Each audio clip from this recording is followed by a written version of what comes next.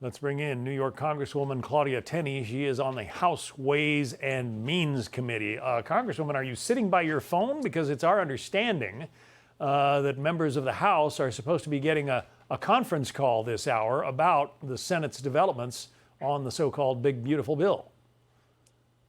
Yes, well, of course, I have it on mute, so you can't hear it, but it's going. Good for you. Would love to sit and listen to the call, but to be honest with you, we've been tracking this bill for so long and so many months and working on this original product from the Ways and Means Committee, which is the primary jurisdiction of this bill, along with the Energy and Commerce Committee, and 11 total committees were involved in creation of this. So we're very tuned in to every little nuance that gets changed or in or out. And so we've been tracking that, with my staff all through the night last night and seeing what the Senate changes are. So this isn't something that's going to come as a surprise. So when Chuck Schumer says read the whole bill, that's just a stalling tactic. Members and staff have been poring over every provision for so long. And look, I got to be honest with you, it doesn't have everything I want in it, and it's not perfect. No bill I've ever voted on has been perfect. And we do need to find the relief we can immediately to President Trump, that President Trump is requesting, so the American people have immediate relief. We see these tax cuts stay in place. We see immediate relief to our border with giving resources to them, bolstering our military, unleashing American energy. All these things are critically important, and they have to happen yesterday. And that's why President Trump is so determined to make sure we get something on the books as soon as possible. And it's not going to be perfect, but guess what? We have another chance to do reconciliation. We can also do other bills that we can add in some of the things that may have not been added in this bill through this process. So look, this is a very important piece of legislation that is going to be a colossal change and a colossal help to the American people. Are there changes the Senate is making that you think are going to be problems for the House?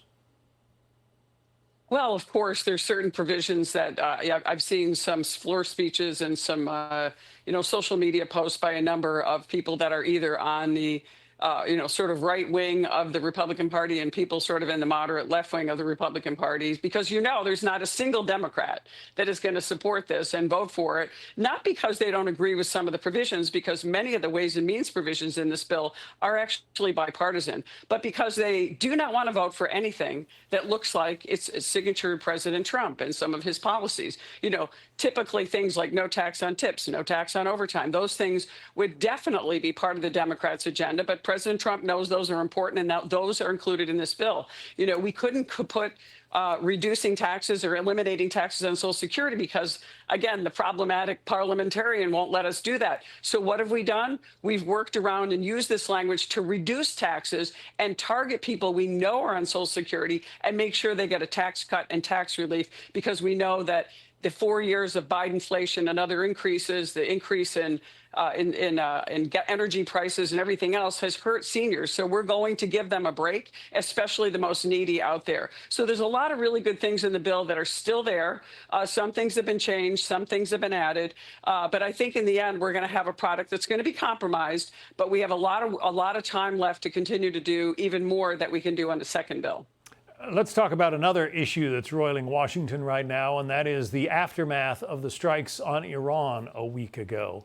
The White House says it's going to limit the information, the classified information that it delivers to lawmakers now because of that leak of info on the assessment, the bomb damage assessment on the Iranian strike. What do you think about that? Is the president, is the administration being too cautious here, or is that appropriate, do you think? Look, I understand the president's concern, but the House of Representatives and the Senate, we have oversight over many of these things. I serve on the House Intelligence Committee, and we have oversight over the intelligence community, and that's something that we need to have done. What we need to do is hold people accountable who leak classified information that put our nation at risk. And I think accountability to people, including members of Congress, members of the intelligence community who do this, put the American people at risk, and they should be held accountable. We should have referrals that go directly to the FBI and the Department of Justice, and make sure we hold people accountable to minimize this risk. I don't agree that you need to take away the ability to look at these things by the people that have oversight over them. Is it clear to you that the leak came from a member of the House or the Senate? I really don't know what's happening with that and who is, and I obviously can't say what I would know because I serve on the committee. But we need to investigate and look into this and make sure we find out if, in fact, there was a leak, who leaked it, and hold that person accountable or those people. All right. New York Congresswoman Claudia Tenney, busy times in Washington. We appreciate you taking time out from the phone call to talk to us today. Thanks so much, John. Appreciate it.